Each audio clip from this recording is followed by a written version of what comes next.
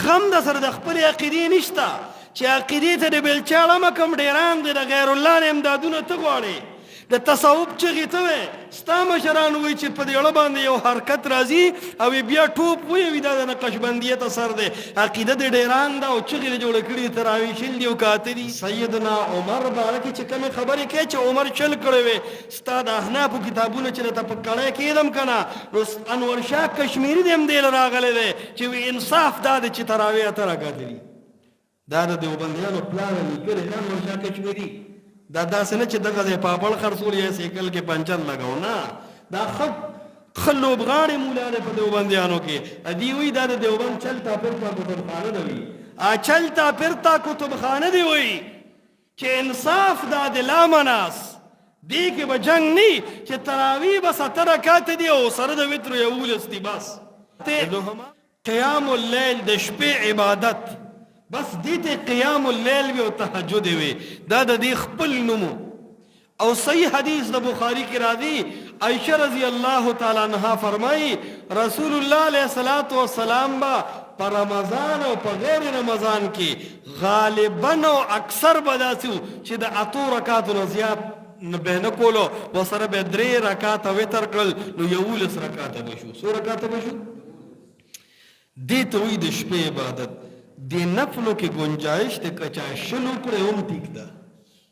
امام مالک د دې احنافو کتابونو لیکلي دي امام مالک په مدینه کې صلوات رکعات کول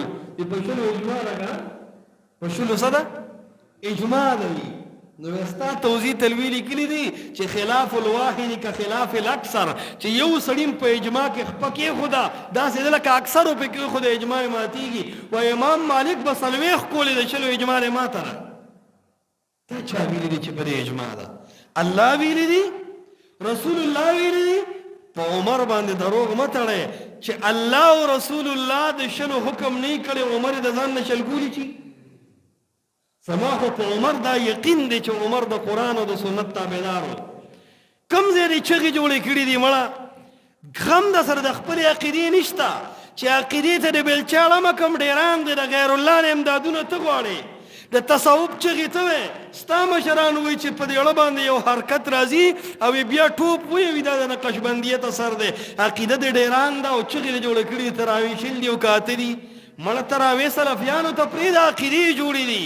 ستا تراو سره سوی مره خلک وی چرګ د چرګې وی مالګې سره سوی مره څه بچتی یې څه به شوریایي ترویح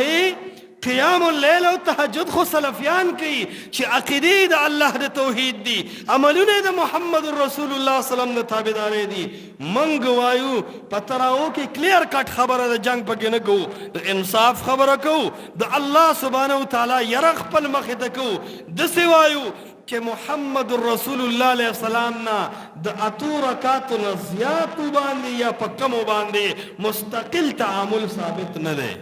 دا لکه یو خبره یاد ساتئ سره د وترو د رسول الله عمل په رمضان او غیر رمضان کې 11 رکعات او 100 رکعات اته رکعات نفل قیام اللیل تهجد ترویحی لفظ په قرآن او حدیث کې نشته ترویح لفظ دا راحت به په دې کې حاصلېږي څلور رکعاتو نه پس سړی لږ راحت کوي دمه کوي دې وجې ورته ترویحه محدثینو استعمال کړی دی خیر دی لفظي خبره ده څه مسله نشته ته ورته تراویح وې قیام اللیل وې تهجد وې خو که چا په جمع وکړی او که چا ځان له وکړی دواړه جایز دي ها په جمع افضل دي دویم که چا ماسخوتن مونځ پسې فوراً وکړي او که چا د ماسخوتن مونځ پسې فوراً ونه کړي بلکې تهجد او پښمني ټایم کې وکړي او یاد ساته نفل دي ته چا چې څومره وس دی که چا د اتو نه زیات وس لرو نو 12 دی وکړي 14 دی وکړي 14 17 شل دی وکړي 40 دی وکړي خو تعداد به د ځان نه مقرره تعداد چې مقرر دی صرف او صرف اته مقرر دی تعداد صرف او صرف اته مقرر دی د اتو نه په بره چې ته به طور نفل کې نه شلو څلوېښت ټولې وکړه خو که د شلو ته دین وې نو بیا پې پیش کړه د قرآن او د حدیث نه حواله د سیدنا عمر باره کې چې کومې خبرې کوي چې عمر چل کړی وې ستا د احنافو کتابونه چې درته په کړی کېدم که نه نو انور شاه کشمیري دې هم دې له راغلی دی چې وی انصاف دا دی چې تراویح اته رکعته دي دا د دیوبندیانو پلان لیکلی خان ورشا کشمیري دا داسې نه چې دغه ځای پاپړ خرڅول یا سیکل کې پنچر لګاو نه دا ښه لوبغاړې مولا دی په دیوبندیانو کې دوی وایي دا د دیوبند چلتا پرتا کتبخانه ده وي چلتا پرتا کتبخانه دی وایي چې انصاف دا د لامناس دی کې به جنگ نی چې تراوی به 70 رکعات دي او سره د وتر 11 دي بس ابن حمام د وګوره داسې نور د ګڼ خلک وګوره ستا خلکو ویلي دي چې هم دا اته صحیح دي او ستا احنافو باقی ویلي دي چې د سیدنا عمر نه کم قول نقل دی چې دا شل دي نو ګوریات ساته ګڼ خلک په دې باندې دي مونږ دا وایو چې ته مور راوړې مونږ ولیدو چې د جنګ او د تعصب خبره پرېږدي او په انصاف یې مونږ ته ثابت کړي چې سیدنا عمر شل کړي دي ویې ښایه په صحیح سند اکه بے سند اره خبره وانه خو بیا جمعات کې ګډام جایز کا بریلیان روایت پیش کی چې نبی علیہ الصلوۃ والسلام د قواله یو مجلس تراغه فرقص الناس وی خلق غړېدل فرقص رسول الله نبی پیغمبر علیہ السلام هم په غړا شو حتی شق قمیصه کر جامین د ډېر غړا نه وشلې دي چې هر سمنه بیا دام من لگا بیا د شیګانو ماتم منا خمون خو الاسناد من الدین په دین کې سند له اعتبار دی دا ته چې شل کې را پیش کا محدثین ته دا سند راوس پړه چې اپریشن دلول وکي نو عرض دا دی چې ګوره دا فتنه د خلک پکې مبتلا کی زمون عوام او خيار خلق د عوام دا مو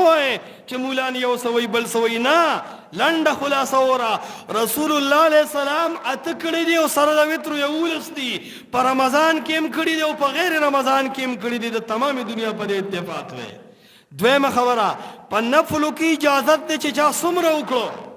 نو شل دم جایز شو سلویح دم جایز شو اته دم جایز شو دریمه خبره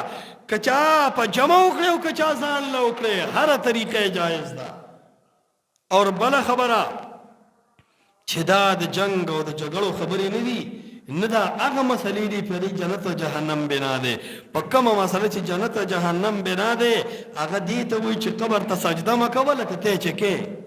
په کومه خبره چې سړی جهنم ته ځي هغه دي ته وي چې په قبر کې په قبرستان کې د هیل اسقاط په نوم د یتیم مال مخره لکه ته چې خوري